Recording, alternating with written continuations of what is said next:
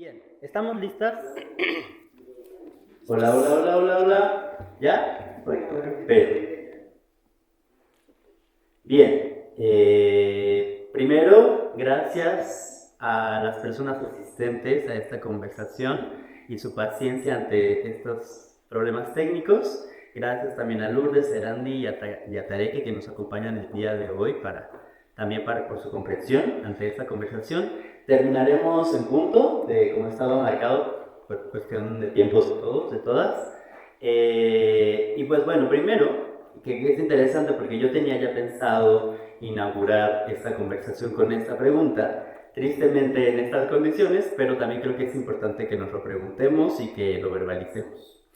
¿Cómo nos sentimos? Yo me sentía súper nervioso y me siento más ahora con todas estas cuestiones técnicas, pero pues también como con mucha necesidad de calma propia, ¿no? O sea, como un poco mantener ahí la firmeza. Ahí, sí ves bien ahí, ¿verdad, ustedes? A las demás participantes. Sí. Buenísimo. Pues, Erandi, ¿cómo te sientes? ¿Cómo te sientes? No tienes que decir nada interesante, o sea, solamente que, como sabrán, el coloquio te tiene exactolado una encuesta toma cuerpo, debido a también asumir que las encuestas no son solo datos, gráficas, sino también son corporalidades, son historias, ¿no? O sea, son familias, son un montón de cosas que una persona es. Entonces, es por eso que me gustaría inaugurar con esta pregunta, para que nos asumamos personas, las 3 personas que estamos aquí, las 4 personas que estamos acá, y que escuchemos eso, cómo nos sentimos. Ok, pues muy bien, la verdad, no sé si porque es un buen momento quizás en mi vida, también soy porque es un buen momento para el país, para refletir sus cosas, entonces estoy bien. Tareki. Yo muy bien, viviendo una vicisitud, una de las adversidades propias de nuestro quehacer y encontrando en este equipo una respuesta comprensiva, solidaria, responsable y bueno, y atenta. Entonces esto me hace sentir muy bien. Lourdes, ¿cómo te sientes? Bien, un poco frustrada con la distancia, con los problemas técnicos, con el tiempo, pero bien, la verdad es que me da mucho gusto que también podamos aprovechar de pronto la virtualidad para estar en lugares donde físicamente no nos podemos trasladar. Entonces, pues contento de estar aquí el día de hoy con ustedes. Muchas gracias. Porque no agarras el celular tú y así cuando hable Lourdes nomás.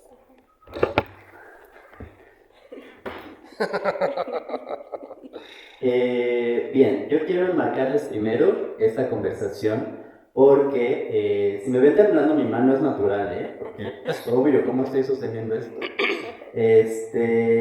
Permítanme. Quiero leer las semblanzas de las personas que hoy nos acompañan solamente, y me gustaría que ustedes añadan algo que no esté en esta semblanza y que consideren importante. Lourdes González es secretaria de Cultura del Estado de Jalisco, es licenciada en Psicología y maestra en Comunicación con especialidad en Ciencia y Cultura por el Instituto Tecnológico y de Estudios Superiores de Occidente, ITESO. Desde hace más de 20 años le ocupa el pensamiento, gestión, docencia, investigación, producción, formación y creación de las artes vivas. Su desempeño profesional ha estado relacionado con la ópera, el teatro, el cabaret, la radio, los musicales, el performance, entre otros, desde el ámbito independiente y también como funcionaria pública en distintas instituciones en México, así como al frente de la dirección artística de espacios culturales. Lourdes, ¿te gustaría añadir algo a esta semblanza? Pues, ¿qué más? Que soy tía de dos chicas, 2 mujeres, y que constantemente quiero hacer muchas cosas y estoy en constante reinvención de mi futuro laboral, profesional y de tiempo libre. Eso. Gracias. Tarek Ortiz es subdirector de operación de estímulos a la creación, del sistema de apoyos a la creación y proyectos culturales. Subdirector de operación. Formado en piano, composición y técnicas de investigación etnomusicológica en la Escuela Nacional de Música de la UNAM. composición teatral en La Mama, etc., en Nueva York, nuevas aproximaciones al fenómeno de la voz humana en el Centro Artístico Royhart, Francia, con Richard Armstrong, entre otros, siendo avalado ante la UNAM por Jonathan Hart como facilitador de este tipo de trabajo. Dirección coral y creación de canción popular en la Royal Academy of Music de Londres, Inglaterra, técnicas de canto y respiración con Barbara Meyer en Nueva York y Oscar Sámano en México. También es cabaretista, actualmente tiene una residencia artística en el Hemispheric Institute de la NYU, donde actualmente trabaja como músico, cantante y comediante con temas relacionados a la migración en y a través de México. ¿Algo que te gustaría agregar, Tarek? Bueno, pues también soy tío de un niño muy lindo que se llama Emilio y que va a cumplir años esta semana. Estamos con el tíazgo, y eso, nada, y que estoy muy contento de que también, pues eso, Puma de la UNAM. Gracias. Erandi Fajardo Robledo es presidenta del Consejo Nacional de Danza México. Es directora en la agencia Periclo, Gestión Creativa en Arte y Cultura, y fundadora de la Red de Gestoras Culturales México. Como funcionaria pública, tuvo a su cargo la coordinación de casas de cultura y la dirección de educación artística y desarrollo cultural, y fue integrante de la Comisión Académica para el Sistema de Educación Artística del Estado de Michoacán. En la Alcaldía Cuauhtémoc de Ciudad de México se ha desempeñado como jefa de difusión, jefa de espacios culturales y bibliotecas y la subdirección de fomento cultural. Maestra en desarrollo educativo, se ha especializado en gestión cultural, diseño y evaluación de políticas públicas, derechos humanos y gobierno con perspectiva de género. Durante 20 años ha profesionalizado nacional e internacionalmente en gestión y emprendimiento cultural a artistas, docentes, organizaciones civiles y funcionarios públicos, dictando conferencias, diplomados, seminarios y talleres en licenciaturas de Limbal y en las universidades más importantes del país. Bienvenida, ¿algo que te gustaría añadir? Gracias. Pues un poco para no salirme de yo soy ya de dos niñas hermosas, que las extraño todo el tiempo, no están en esta ciudad, entonces mucho de mi tiempo libre lo estoy pensando con ellas, aunque no estén. Muchas gracias. Bueno, gracias por resonar estas familiaridades como primer marca, como, no sé, indicador de nuestra personificación, ¿no? Indicador de nuestro cuerpo, de nuestra cuerpo. Y bueno, lo primero que a mí me gustaría preguntarles respecto a esta conversación que se titula Gestionar condiciones laborales en instituciones públicas, palabras alarmantes, pública, institución, ¿no? Pero ciertamente nos gustaría escuchar qué es lo que se les ha revelado en la dinámica de trabajo, de las condiciones laborales de una institución pública. Porque si bien muchas veces está limitado en tanto toda la estructura que implica una institución, también hay una serie de formalización que muchas veces los colectivos, por ejemplo, como lo retrata la encuesta, muy pocas personas firman contratos con plazos de pago, con tareas específicas, y creo que la institución, nadie leyó mi semblanza, pero yo fui coordinador de las residencias artísticas del Centro Cultural Helénico, y creo que algo que se reveló fue que había una sistematización que de la cual podríamos aprender mucho para formalizar nuestro trabajo, para formalizar nuestra profesión. ¿Comparten esa impresión? ¿No comparten? Aquí te estoy viendo, Lourdes, a mis espaldas, por si quieres hablar. Pero ¿comparten esta sensación o al contrario? ¿Ustedes pensaron que la institución pública tenía condiciones laborales que no permitían el desarrollo personal? Pues de hecho yo he trabajado mucho en la sistematización de procesos, ¿no? En la sistematización de la formalización de la profesionalización de las técnicas desde un aspecto más administrativo y de un aspecto más de proyección, de marketing, de lógicas que permitan tener como más claro cómo gestionar mi profesión, los procesos y las relaciones entre las agrupaciones y con la institución. Me he dedicado prácticamente a eso, dentro de la institución y fuera de la institución. Un ejemplo fue que fui asesora en Michoacán un tiempo y capacitamos a grupos por por experiencia, no quiere decir categoría, ¿no? Pero los grupos más jóvenes que necesitan y los que siguen, para que desde la institución ya con ciertas metodologías de trabajo, como una carpeta que sí lo represente y que sí diga lo necesario, pueda circular en el Estado, pueda circular a nivel nacional y pueda circular a nivel internacional. Entonces, creo que una oportunidad enorme dentro de las instituciones es fortalecer al sector artístico-cultural con estos dos. Yo, si quieres, me acerco ahí para que me escuche Lourdes. Creo que la experiencia que he tenido como artista que se acerca primero, en un primer momento a las instituciones y ahora que trabaja en la institución, la resumiría como que creo o percibo que la palabra institución se puede entender de dos maneras. Una, la que tiene que ver justamente con aquellas organizaciones al interior del Estado que proveen algún tipo de servicio. Y en otro sentido, que es el original, digamos etimológicamente hablando, que es que cuando un acuerdo crece lo suficiente, cuando se vuelve lo suficientemente grande, automáticamente se convierte en una institución, se institucionaliza. Y en ese sentido creo que hay una relación entre los artistas y la institución como aparato de gobierno y sobre esa un gran paraguas que es una otra institución, que es la gran creencia de que habemos artistas que estamos adentro y artistas que estamos afuera, y que esa me parece que es una dualidad, un dualismo trascendible, ¿no? Porque a final de cuentas el arte en sí mismo es un mecanismo institucionalizador de ideas, es decir, el trabajo nuestro como artistas puede ser el generar un desbalance en lo establecido previamente, ¿no? Pero eso es una idea establecida. Es decir, hay algo de institucional en esa creencia. Está institucionalizada la idea de que el artista tiene que ir y explorar un espacio no conocido o hablar de ese espacio conocido de una manera que no se ha hablado, ¿no? Y aún así creo que sigue siendo parte de una idea tan grande que en sí misma se convierte en una especie de institución. Ahora, históricamente la relación entre la institución, esta otra, ¿no? Y el artista es como de dos hermanos que crecieron con roles asignados diferentes, porque le es más fácil a la sociedad percibirlos de esa manera.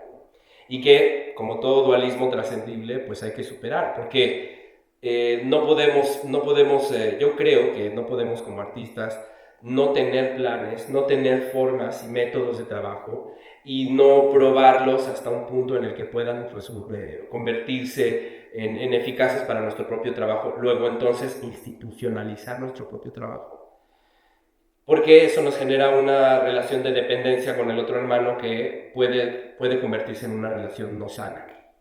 El artista romántico en el sentido de que es el que no piensa, no planea, nunca concreta las ideas y no sé qué, pues ya hace creo que muchas décadas que nos es absolutamente nocivo. Lo mismo que una institución que no tiene la capacidad de adaptarse y de crear nuevas formas, dado que trabaja con una materia en constante cambio como lo es el arte. Pues es una de las cosas que pensaría. Lourdes, te escuchamos. Ustedes me dicen que me escuchan bien. Te oímos muy bien. Va.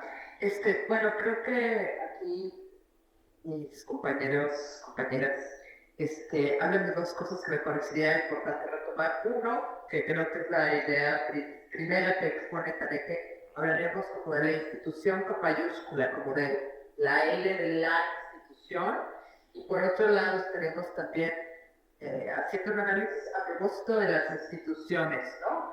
Las instituciones, como en este caso las que nos ocupan, que diríamos son las instituciones culturales. Yo no quisiera hablar de una sola institución, como si fuera un tótem gigante, porque me he podido dar cuenta a lo largo de esta trayectoria en la que he estado en distintas instituciones culturales, que a veces tenemos un problema doble. Si por un lado, en el ámbito artístico es difícil de pronto sistematizar procesos, por otro lado nos topamos con instituciones que no entienden tampoco de procesos, ¿no? Entonces allí estamos en una constante fricción, en una constante tensión. Si hablamos que las instituciones culturales no están capacitadas, porque esa es la realidad, vamos muy tarde con las instituciones, para entender cómo se mueven las distintas prácticas artísticas y culturales. Ya no digo entonces las instituciones administrativas, en este caso Hacienda, Administración, etcétera. Entonces me parece que complejizamos la tarea del artista, se tiene que formalizar, tiene que sistematizar, pero además tiene que vivir el calvario de ponerse a modo de lo que cada una de estas instituciones exige. Si es la institución cultural general, pide unas ciertas cosas, si es la del Estado, pide otras. En el Estado hay, en mi caso, por ejemplo, el caso de Jalisco, hay 17 convocatorias abiertas y cada una podríamos hablar de sus particularidades. Entonces me parece que en México nuestro sistema es un poco esquizoide para hablar de las instituciones y su relación con estas metodologías o sistematización que le estamos pidiendo también a las y los artistas que hay. Sí, respecto a lo que mencionan, hay un indicador en la encuesta que fue uno de los grandes motivos por los cuales decidimos hacer esta conversación, que a las personas que respondieron a esa encuesta se les preguntó cómo es que visualizaban a las instituciones públicas. Y justo en una de ellas, la encuesta demuestra que los asumen como instancias obligadas a dar los apoyos, ¿no? O sea, como una relación.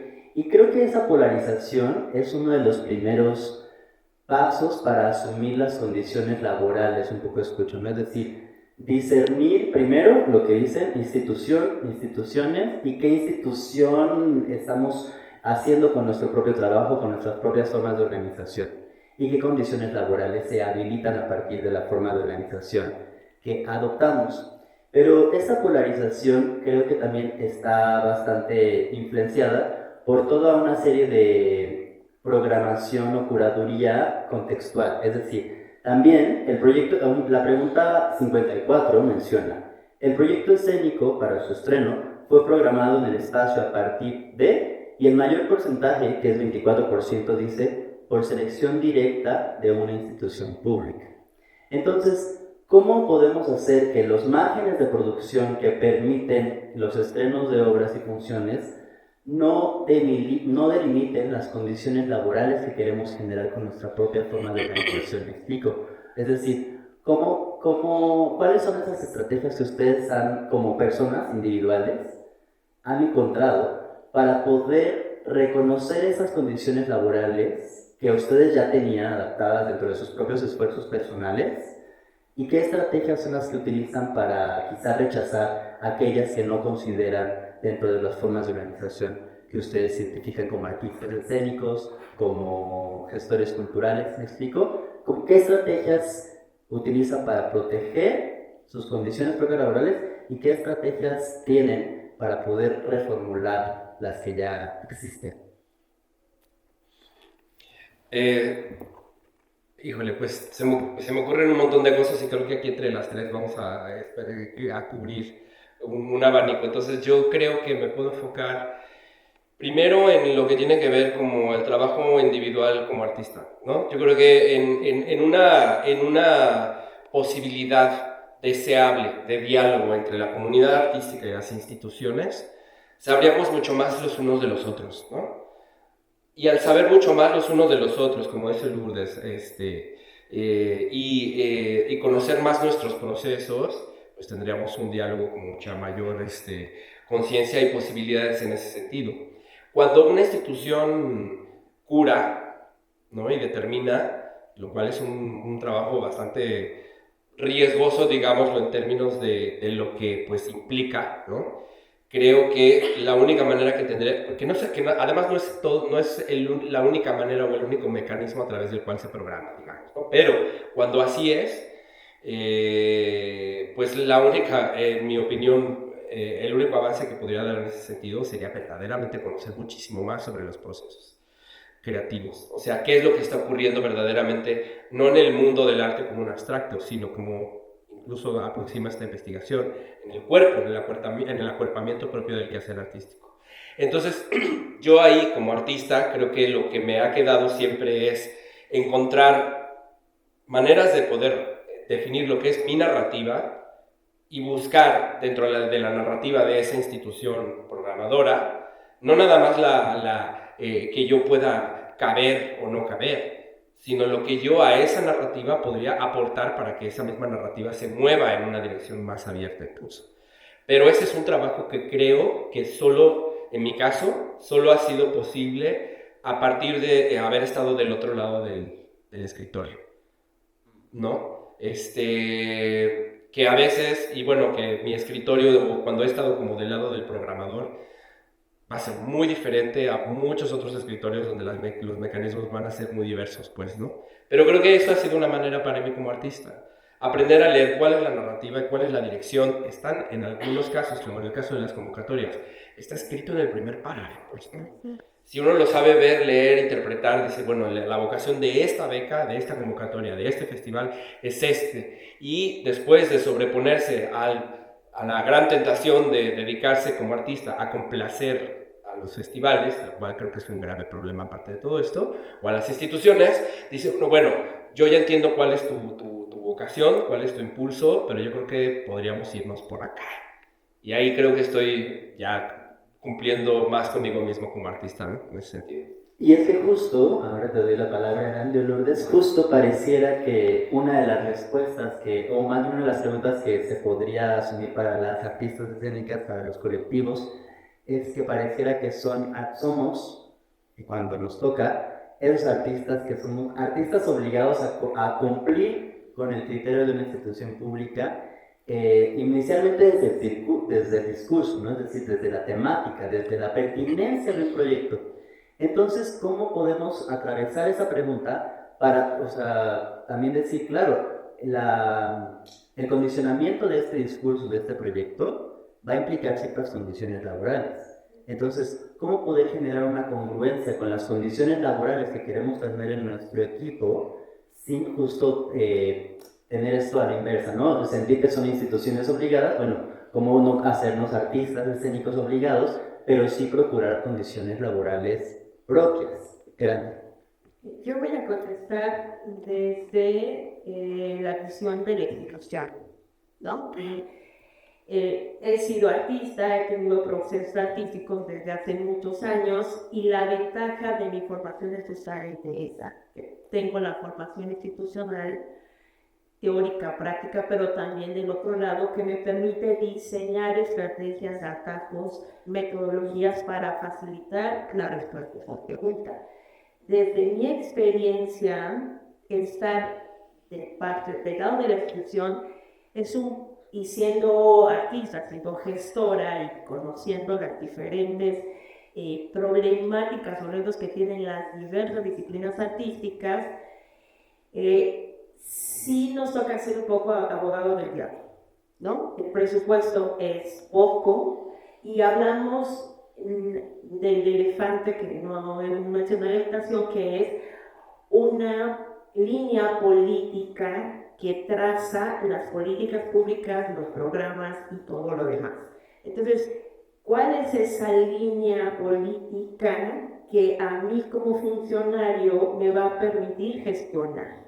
Desde esa mirada, porque si no, o sea, me va a tocar ser el que provoca cambios, el que provoca perspectivas, pero también hay un límite como funcionario para salirse del huacal o proponer cosas como muy innovadoras, ¿no?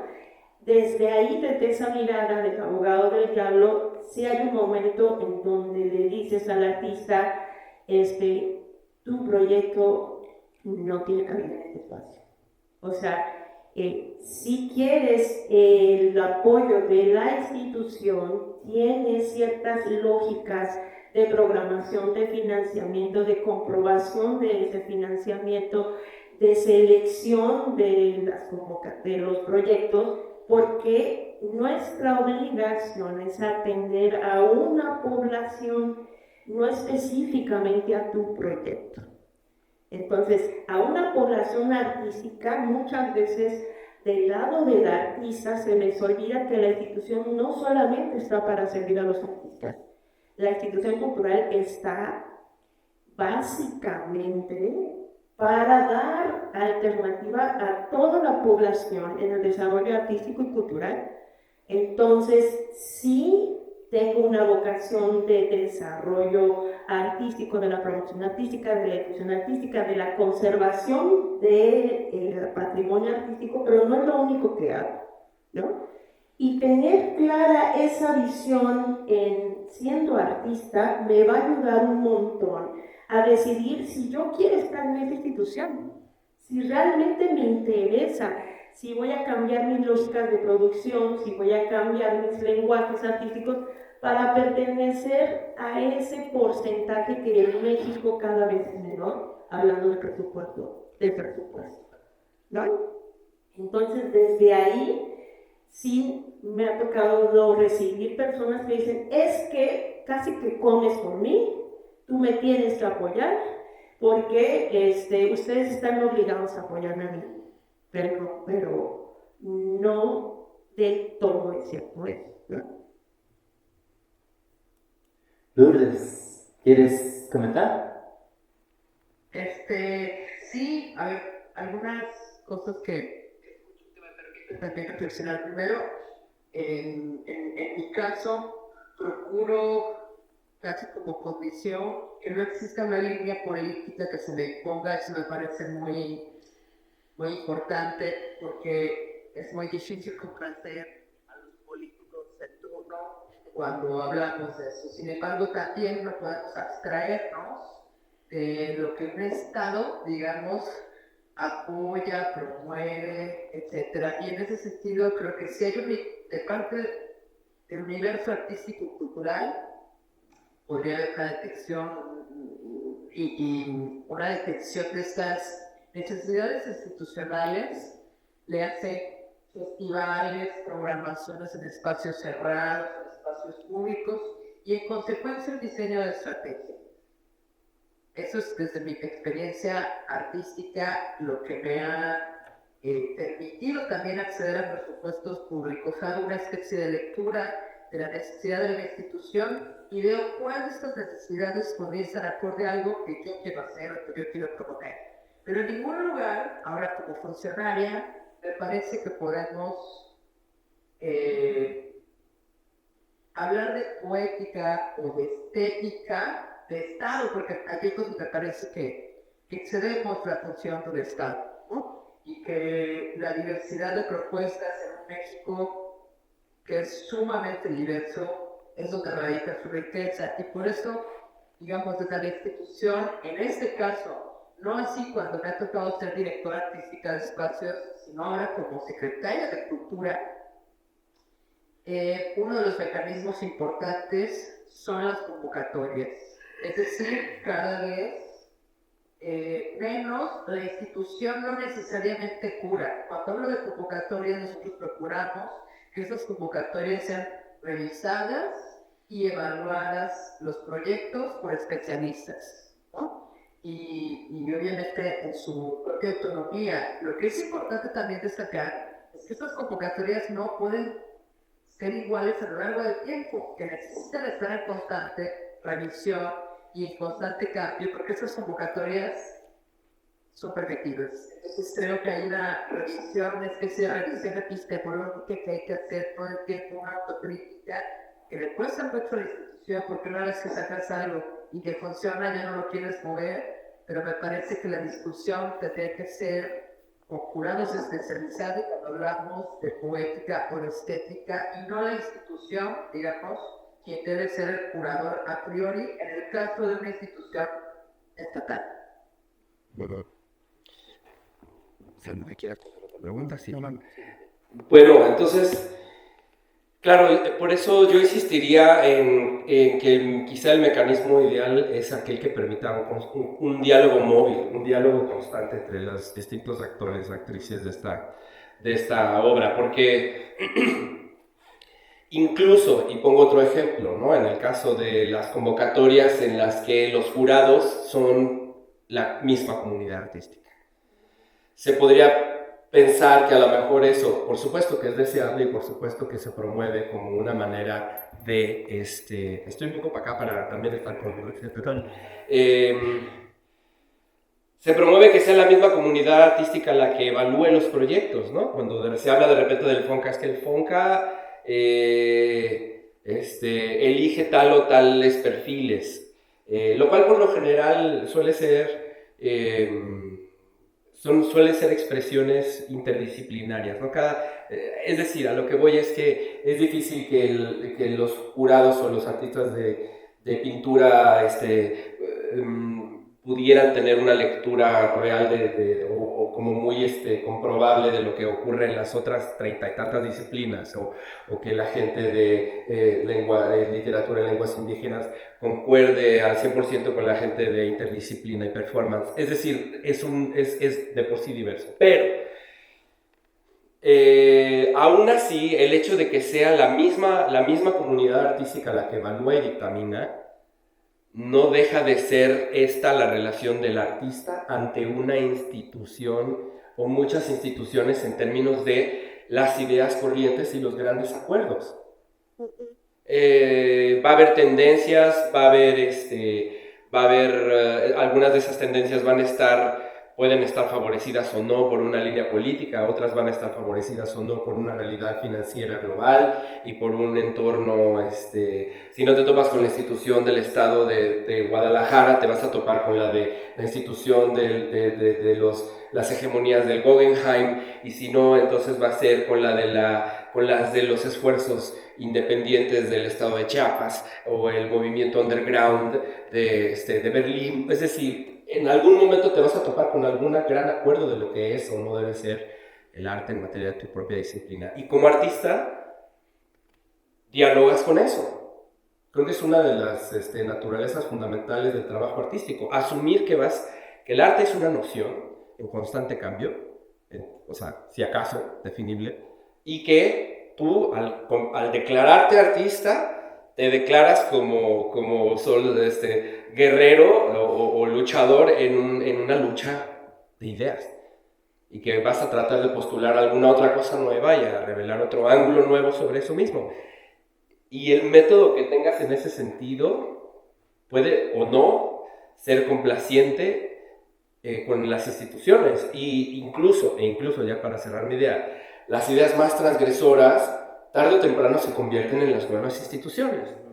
Entonces, el rol del artista sigue estando en un espacio, como decía hace rato, de generar desbalance en las ideas corrientes. Hasta ahí. Yo quisiera agregar algo. En cuanto a las estrategias, ¿no? Y esto lo he observado tanto dentro de la institución como fuera de la institución. Yo represento una organización de más de 3.000 personas dedicadas a la ¿no? Y hemos tenido congresos, muchas veces de trabajo, hemos realizado diagnósticos en diferentes estados de la República sobre las problemáticas, los retos y las formas de solución. Los usos estados más que ejemplos, ¿no? Incluso tenemos un par de propuestas casi que modificar. Desde ahí, ¿cuáles son las estrategias que se acercan a la pregunta, que hace la encuesta, que alcanza a ver estas limitantes? ¿Cuáles pueden ser las estrategias? Efectivamente, un mayor diálogo y una mayor apertura con las instituciones. La institución le llama democracia participativa.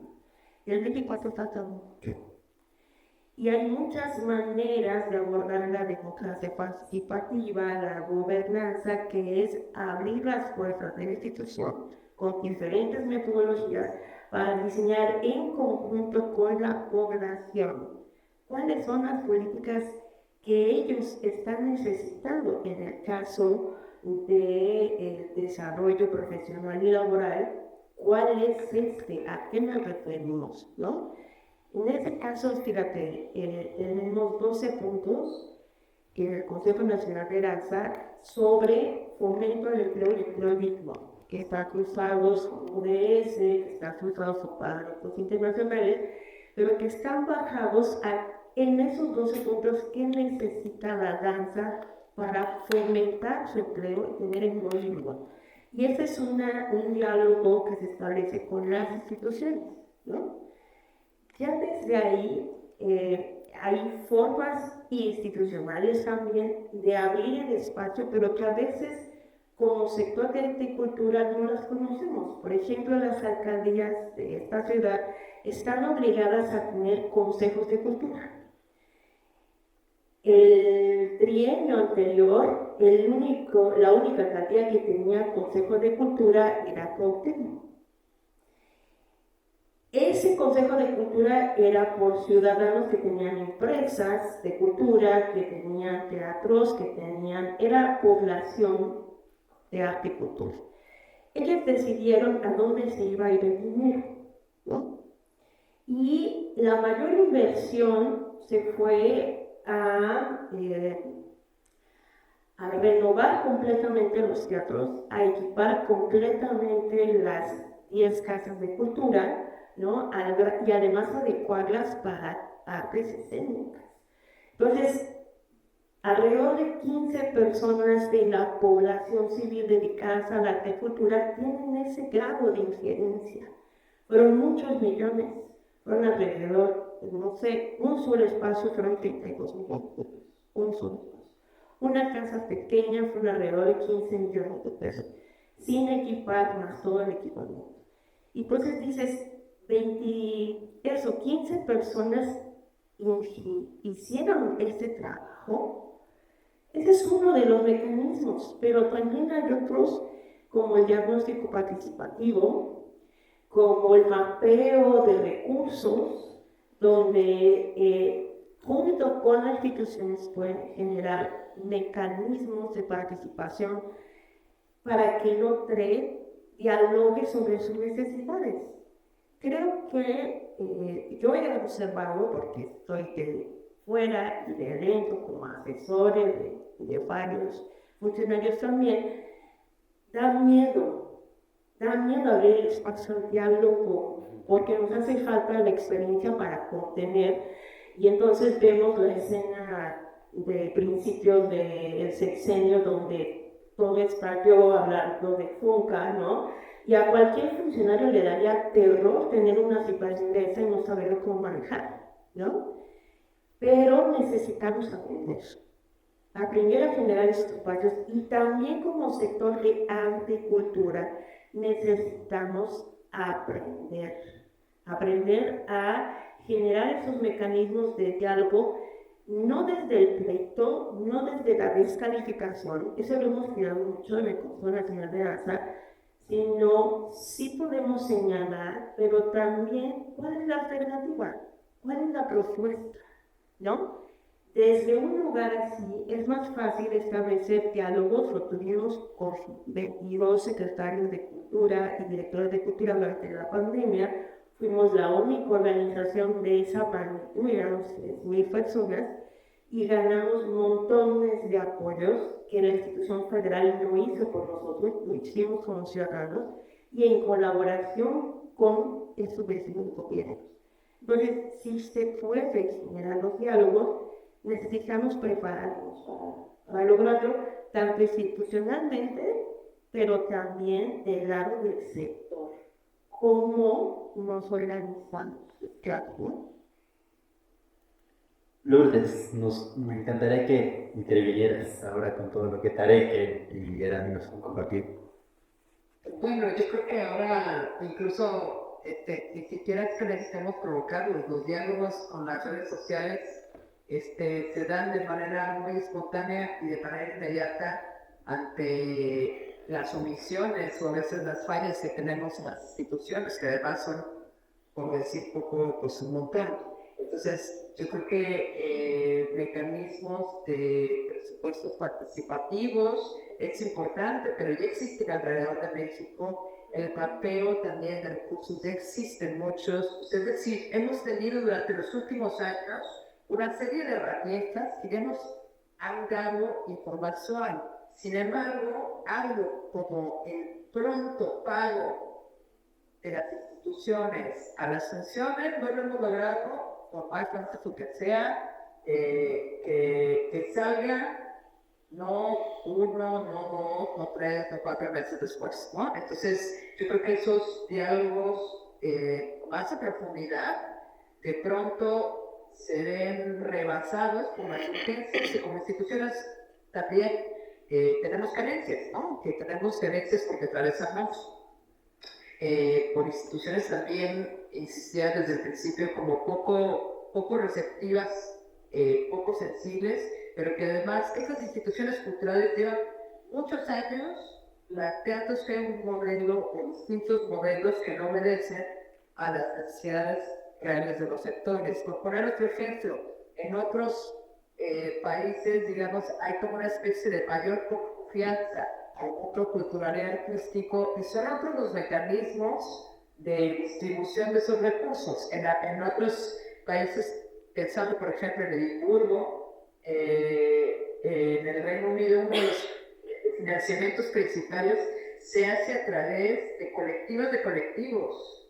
Y entonces la distribución obedece a otras lógicas, la burocracia se compacta, pero aquí tenemos un sistema de burocracia que lo ha impedido de muchas maneras. Entonces, pensando como un poco en estos distintos mecanismos de participación, bueno, creo que en todos los estados, y por lo menos acá en los distintos municipios, contamos con consejos de cultura, ¿no? Cuyas complejidades ya podríamos hablar en otro momento también, si de cuotas políticas, etcétera. O sea, yo creo que la medida en que todas estas institucionalizaciones se hacen con humanos, tanto en el ámbito artístico como en el ámbito de las instituciones operadas por humanos, pues siempre tenemos que estar en esa constante revisión y en esa constante capacidad de movernos, ¿no? Gracias, tenemos 10 minutos más, la conversación pasa rapidísimo y quiero decir dos cosas. Primero, pues que el espacio de diálogo creo que, por ejemplo, y confieso desde la curaduría de este coloquio, nuestra intención era invitar precisamente a funcionarios públicos en esta conversación.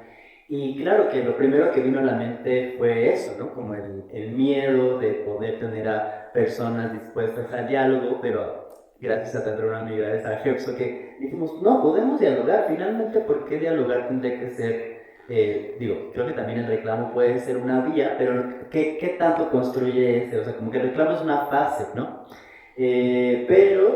A mí me parece que este espacio es o sea, que la intención de poder invitarles a ustedes era esa, ¿no? Poder darnos cuenta de que podemos conversar, de que podemos marcar, y sobre todo cuando tenemos un objetivo específico, como lo es en este caso las condiciones laborales, y podemos vivir, ¿no? Como cuáles son los temas. Y quiero resonar un fragmento que pone Juan Mellá en su texto dentro del estudio integral, del documento integral. Y dice, es claro que nos encontramos ante un importante reto de transparencia, atención y seguimiento en los procesos por construir y atender códigos de ética y de género, tanto institucionales como gremiales, para sostener nuestra convivencia y modelo en los rangos precisos. Y mientras leo eso y les escucho, yo creo que esa transparencia siempre se ha entendido como sí es una obligación finalmente, pero no como una transparencia para dialogar, ¿no? Como creo que la transparencia ocurre de manera clara cuando estamos, y hablo desde experiencia personal, y sí, dejando un poco de lado lo que decía Tarek, porque también creo que es importante esta reflexión como de otro espacio, ¿no? Como que pareciera que uno entra en la institución pública y abrió una puerta a un espacio místico. Pero creo que sí, la verdad es que, o sea, dentro de la institución ocurren muchas cosas, pero no solamente por la institución misma, sino porque está sostenida en todo un organismo más grande. Y yo, para ir cerrando esta conversación y aterrizar lo que ustedes comentaron, me gustaría saber qué condición laboral o qué condiciones laborales ustedes distinguían fáciles de habilitar? Y una vez que estuvieron dentro de la institución pública, se dieron cuenta que implicaba mucho más, ¿no? Que no era tan sencillo. Eso, me gustaría si tienen algún ejemplo específico. Ahorita hablaba, por ejemplo, Lourdes, ¿no? Respecto de los tiempos de pago. Y es súper angustiante que, sí, muchas veces los pagos no están en manos de la institución que tiene el trato directo, sino con un montón de instituciones del país.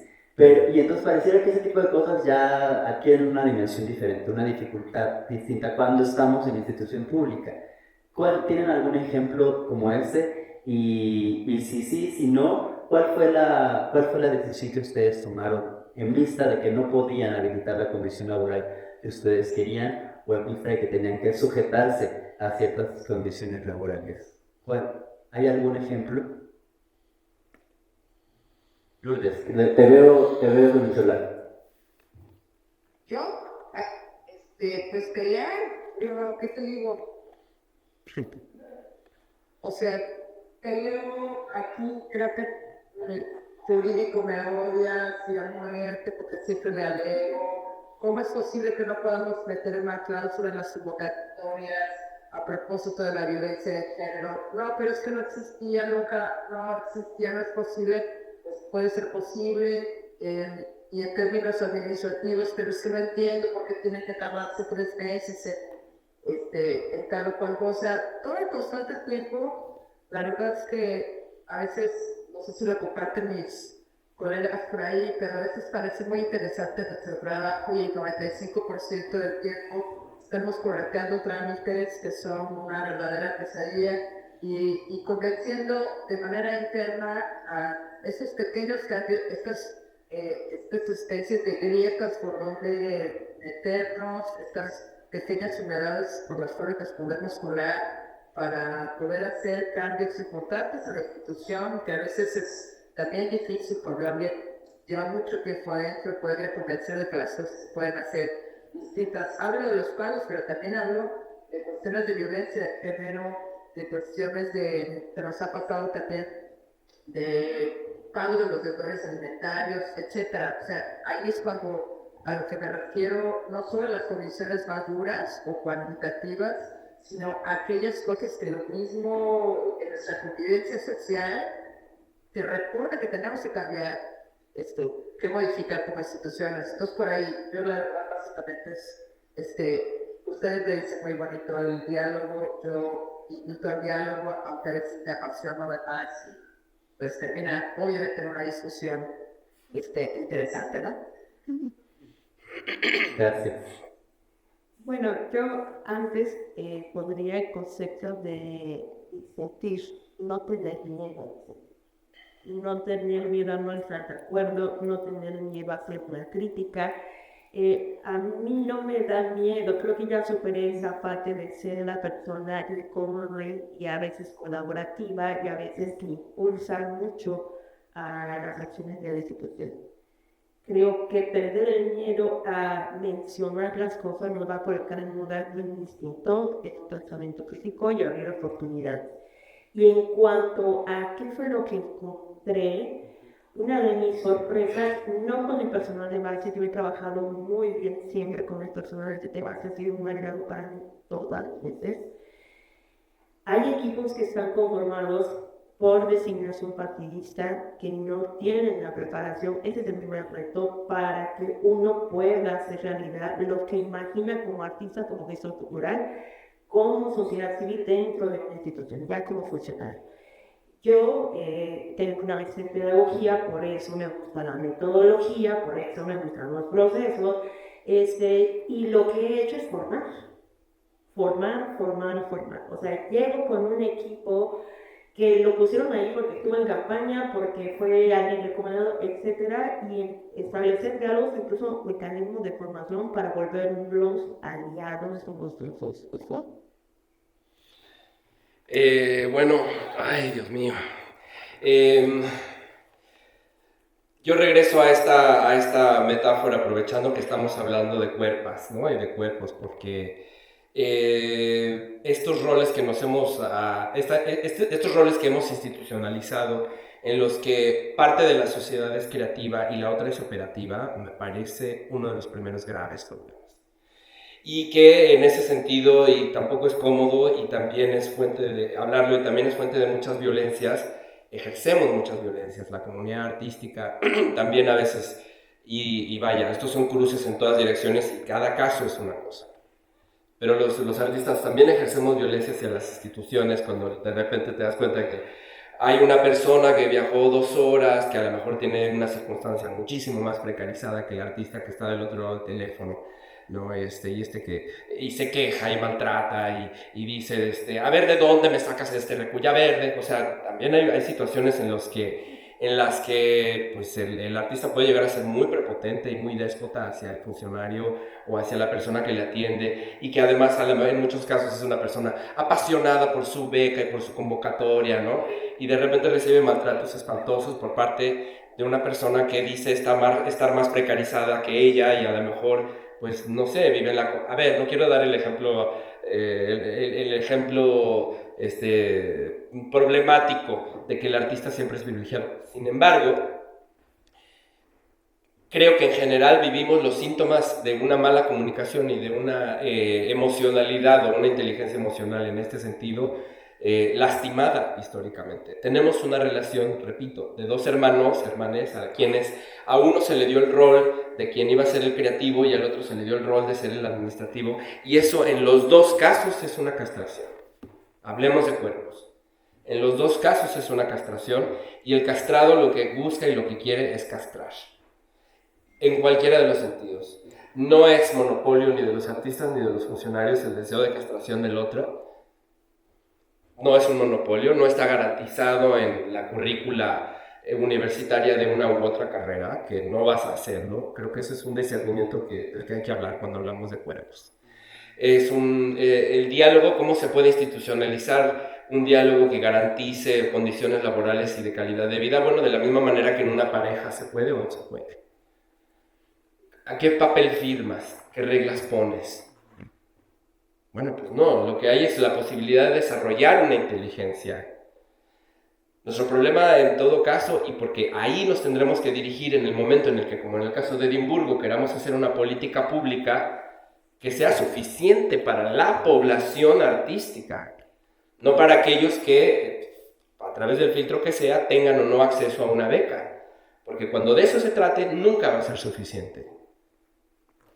El caso de Edimburgo o el de Francia es que al artista se le percibió, se le reconfiguró como persona, actor de la vida económica de un país, como uno que tiene un comportamiento económico que no es lineal, como una tienda de abarrotes, que no produce de manera lineal, que tiene que pasar pausas en las que no vende boletos, pausas en las que está pensando, y legitimar desde lo legislativo su comportamiento económico en relación a una sociedad. A lo que voy es, tarde o temprano tendremos que trastocar la visión y la percepción que tenemos tanto de funcionario como de artista, y regresar a la de personas y a la de cuerpos, lo cual celebro yo en esta conversación, porque ahí nos vamos a dar cuenta. Tenemos esa institución tercera que sostiene que unos están adentro y otros afuera, es el problema, es una neurosis, es un dualismo trascendible, y es la base de nuestros problemas en función de tener un diálogo que pueda ser por lo menos una pelea más sabrosa. Sí, muchas gracias. Lourdes, ¿quieres decir algo antes de que terminemos la sesión? Bien, pues yo me quedo primero con esta tercera institución que aparece en esta conversación, que me parece muy importante que también un poco, primero la nombremos y segundo la distingamos. ¿Qué hace esa institución? O sea, ¿quién hace o qué forma esta institución, ¿no? Porque también al hablar de cuerpos, pues también no todas las cuerpas, no todos los cuerpos pueden tomar esos cargos en las instituciones públicas, ¿no? O sea, es decir, porque también hay toda una serie de historias en esos cuerpos que les permite esos espacios. Entonces, ¿quiénes generan esa tercera institución y qué delimita esa tercera institución? ¿Qué cuerpos? Tenemos que finalizar esta conversación, porque respeto al tiempo de todas, de todos los editores. Les agradezco mucho esta conversación fugaz, de verdad, porque creo que es una semilla, en realidad es una semilla, es una de las actividades que creo que más nos conmocionaban o más nerviosos nos tenían, porque tampoco queríamos que esta fuera una conversación como para, ¿cómo se dice? Como para eximirnos todas las penas y todo lo que vivimos en la institución pública, sino genuinamente transparentar lo que implica estar en una institución pública, lo que implica hacer una convocatoria, el tiempo que implica revisar, el tiempo que implica dialogar, ¿no?, con las áreas pertinentes. Y pues eso, muchas gracias a quienes estuvieron hoy aquí presentes en la mesa. El día de mañana seguimos con el coloquio, es el último.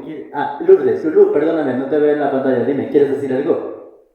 No. Pues eso.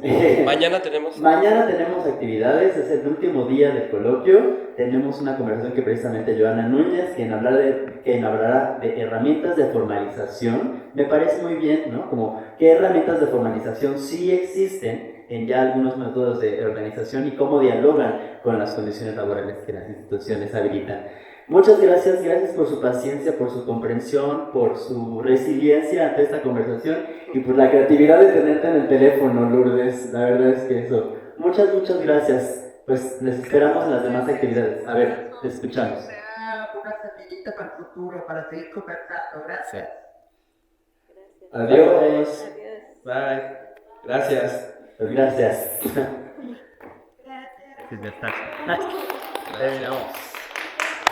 Ay, a ver, ¿cómo que? Sí, o sea, no sé, bueno, perdón, tuvimos que cortar porque Lourdes Claro, tenía sí. un compromiso que no podía atrasar más. ¿Nos quiere comentar algo más aquí a vista de alguna pregunta de quienes están aquí presentes? Ay, ¿sí te oye? Sí. Sí, bueno. Bueno, muy buena. Hola, ¿cómo están? Yo vengo de la UAM Xochimilco. Estoy estudiando la maestría en Ciencias y Artes para el Diseño en el área de Semiótica, Estética y Cultura. Justamente, sí, se trata un poco de la difusión cultural, pues un poco el papel de los gestores culturales, ¿no? Específicamente en espacios universitarios. Entonces yo me acerqué a este coloquio pensando también que podríamos hablar de este papel que hablan de la cuestión pública dentro de estos conceptos de educación universitaria que está ahí entre lo privado y lo público, la UNAM y la UAM.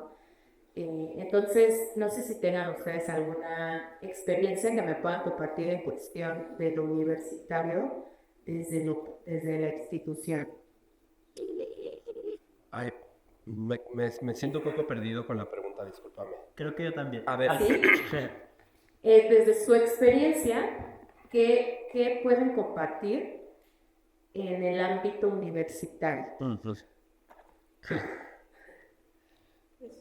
Pero respecto a la formación cultural, dices. Respecto a la gestión cultural, Como a qué habilita, ¿no? ¿Qué habilita la universidad ¿Qué habilita la universidad? cuando estudiamos cultura? O sea, ¿qué Sí. tipo de formación? Sí.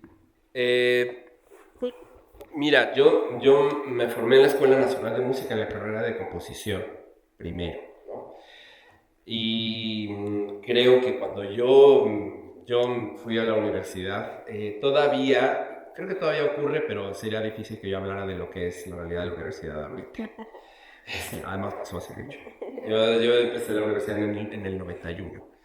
Entonces, pero te diría que todavía la universidad prevalecía una noción, a propósito de justo, ¿no?, el estrato epistémico que decía Lourdes, de cómo nos definimos y sobre qué nociones nos vamos rigiendo, de lo que era un compositor, pues era, en mi opinión, terriblemente dañina.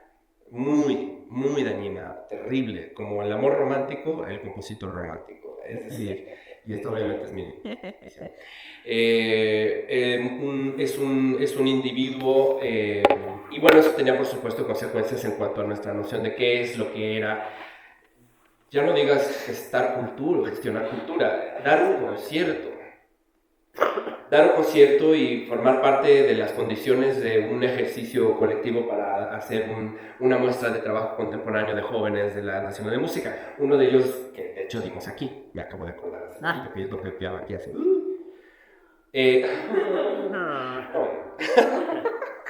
Y creo que a mí, en particular, en el espacio del compositor y el rol del compositor ante la sociedad, creo que me dio pocas herramientas como para salirme de un personaje muy ensimismado, que afortunadamente creo que nunca logré ser, y que ya posteriormente yo como académico en entornos o dando charlas que tenían que ver con las problemáticas propias de la población en formación de composición, pues abordamos el tema que entre otras cosas pues hay altos índices de psicosis. Porque entre otras cosas pareciera que justamente es esa noción del individuo que todo lo contiene y que recibe una especie como de inspiración divina. A ver, y yo estudié en la UNAM de entrada te dice que la música y el arte es un fenómeno cultural, sí, pero eso no per se lava esa percepción romántica del compositor. Y yo la sigo viendo. Quizás si hiciéramos un escaneo así rápido de qué percibes un compositor y cómo trabaja y de dónde viene su inspiración, probablemente su noción sea muy romántica todavía. Yo tuve esa experiencia en la universidad. Pues yo me he relacionado con universidades todas, prácticamente, ¿no? Y efectivamente en muchas observo modelos muy obsoletos de la visión de arte, la visión de cultura, pero también contrario a eso, una enorme curiosidad y una enorme necesidad por saber cómo articular con la realidad, ¿no? Entonces hay modelos muy viejos contenidos, salió en el periódico.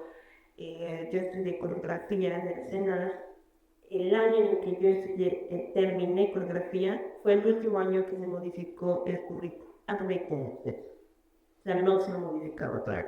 Y así muchas escuelas bilingües y así muchas licenciaturas en el país.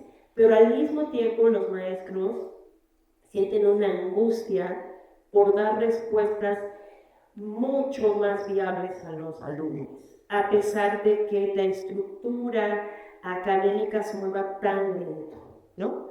Entonces, están buscando alternativas para dar respuestas más reales a los alumnos. De eso me trataron. Y siento que ya ahorita es inevitable. Incluso la gestión cultural se está transformando. Se tardó también 20 años en hacer eso, ¿no? En darse cuenta de que no solamente es desarrollo cultural. Yo como gestor voy a una comunidad, genero vínculos, trabajamos sobre el patrimonio. Gestión cultural no solamente tiene que ver con eso, tiene que ver con desarrollo artístico, pero también tiene que ver con gestionar socialmente derechos humanos, ¿no? Ese cambio va muy lento, ¿no? Pero ya es inevitable. De hecho, conozco doctoras de universidades que están sentadas y que incluso ya le hicieron modificaciones muy interesantes a la currícula respondiendo a estas preguntas. Yo quiero añadir algo que creo que es evidente, creo que en la universidad, y nos hemos dado cuenta con este coloquio, que es un oasis de la interseccionalidad, ¿no? O sea, el otro día en el taller precisamente evidenciaba Elena Román la real interseccionalidad de dónde estaba ella, que estaba en la banca, que tenía el escritorio, que tenía la mamá, que es cuidadora, que tenía una atención, ¿no? O sea, como que nos hizo realizar lo que implica la interseccionalidad. Y creo que es algo tan común y tan evidente que no lo miramos, ¿no? O sea, como que tú estés aquí, creo que es un enlace que genera la universidad en tanto que formamos parte y seguro si nos ponemos a platicar hay un montón de interseccionalidades. Entonces yo solamente añadir que creo que en la universidad, a mí, y el diseñador seguro que ha ofrecido este panorama tan amplio que puede evitar todas las carreras. También para hacerle un poquito de justicia, por un lado, voy a atacar otra vez a mi profesión. Al mismo tiempo, el ejercicio de la música es puede crear una experiencia de comunidad en un sentido preverbal que en tantas ocasiones puede llegar a ser una gran diferencia al interior de un proceso que tenga que ver con interseccionalidad o con construcción de algún proyecto. O sea, la música como herramienta, y ahora, es brutal. Yo no sé si sea cierto, para mí esto fue un mito urbano heredado, el hecho de que la Facultad de Música está fuera del campus a propósito, porque lo que iba a generar era sumarle una como fuerza comunicacional a sí. A ver, ¿por qué está fuera del campus? Yo quería estudiar en la UNAM por estudiar aquí, cuando averiguo muy joven, empecé a los 18 años, ¿no? Cuando veo que pues no me iba a tocar el campus, fue una frustración. Y entonces, pues sí, porque de repente yo me clienté a antropólogos y decía, de repente los músicos, pues yo los amo mucho, pero también me aburrían mucho porque era así como que solfa la rezo, sí. Y sí, llegó un momento, es como ¿de qué más vamos a hablar? Entonces, recordando que una universidad per se es el intento de una gran construcción de interseccionalidad, per se, de universal algo, ¿no? O universalizar, pero creo que tiene más que ver con conjuntar un significado, o muchos. Siempre tendrá que estar haciendo nuevos esfuerzos para absorber otros desafíos, pues, en ese sentido, siempre. Entonces, pues bueno, creo que todos tenemos las herramientas, o sea, nuestras carreras nos dan todas las herramientas y que trabajamos el triple por no conocernos, ¿no? ¿Alguien más quiere hacer una pregunta? No, tú, Andy, ¿quieres añadir una cosa? Mira, la diferencia quizás en otras carreras, justo lo decía una chica que parece muy interesante también el diálogo de política, la danza, que ella reconocía que la carrera de danza, y también con su decía dicho, tenía como un dolor que dentro de las carreras de danza se ha lastimado tanto a las personas que es muy difícil que se pare para defender sus derechos laborales, ¿no? Entonces, ese punto de quiebre para reflexionar con los chicos y para replantearnos también ya como profesionales adultos desde dónde me coloco para exigir mis derechos. Eso, ¿quieren? Sí, solo rápidamente durante la conversación y ahorita gracias a tu pregunta y a este intercambio volvemos mucho al origen de específicamente esta mesa que ya hemos platicado cuáles eran las intenciones, pero que buscábamos también las personas que ocupaban o que habían ocupado un cargo público pero que también habían sido formadas o que habían tenido una experiencia formativa, además de muchas otras, o escolarizada, las estéticas, prácticas físicas, ¿no? Porque yo creo que esas experiencias también son de otra, o no sé, pero de una multiplicidad de generaciones de quienes ocupan. Y también hacen evidente, por ejemplo, ahora pensaría, yo también estudié en la Nacional, pero también estudié en el Colegio de Teatro, y pensaba cómo hay una carrera de desarrollo y gestión cultural, y a veces las personas que están formadas ahí, pues a veces luego no tienen un contacto directo con la creación artística, ¿no? Y no digo que esté bien, más bien yo lo pienso como el ecosistema tan diverso de quienes en el futuro ocuparán o no ciertos cargos públicos, ¿no? Y nada, o sea, agradecerles muchísimo una vez más.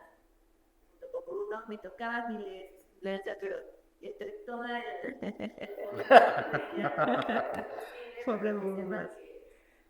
No, yo nada más quiero, o sea, que sepan, no sé si sigue grabando, ¿sigue filmando? Bueno, pues ni modo, quedará grabado. Pero evidencio el malestar porque creo que eso es parte del no diálogo institucional, ¿no? O sea, la apariencia, todo está funcionando perfecto, ¿no? O sea, nada está pasando. No, y evidenciar, estoy nervioso porque esto no iba a salir así, ¿no? O sea, protegimos todo para que esto saliera bien, pero son con ese, y ahorita pensaba en el laboratorio, estaría genial hacer que, para que no sepan, hicimos un laboratorio de mediación para crear un juego de mesa de distintas formas de organización teatral.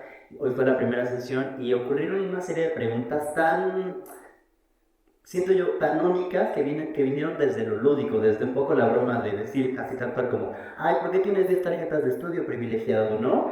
Eso ya evidencia algo que, bueno, en el juego de mesa puede ser algo divertido, pero ya si lo analizamos, y entonces ahorita esta persona decía, somos un juego de mesa entre funcionarios, ¿ya, no? O sea, como que, ¿cómo juego? O sea, ¿cómo nos escuchamos y cómo transparentamos de otras maneras nuestros roles, estos dos hermanos que entonces... Más bien, y evidencio la falta de la semblanza también en ese sentido, ¿no? Como que no pasa nada si la semblanza no se leyó. O sea, finalmente yo estoy aquí, ¿no? Entonces, más bien lo hago por eso, por esa transparencia, por mi transparencia honesta total.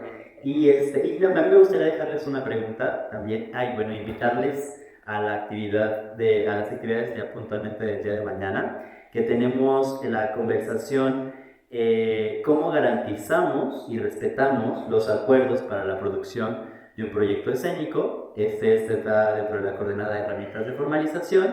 Estará con nosotras Joana Núñez, que está aquí presente, Jimena Sánchez de la Cruz, Elsie Pérez Gómez, y la habilitará Alan Flores, aquí mismo en la sala Carlos Chávez, repito, a las 5 de la tarde, de 5 a 6:30, y a las 7 cerramos con nuestra bitácora en voz alta aquí, donde pues justo les invitamos a quienes escucharon esta conversación y quienes están acá, que nos compartan una bitácora, ya sea de audio, de imagen, como qué podemos hacer resonar el día de mañana aquí respecto a la tarea gremial que tenemos como colectivo después de este creo. Muchas gracias.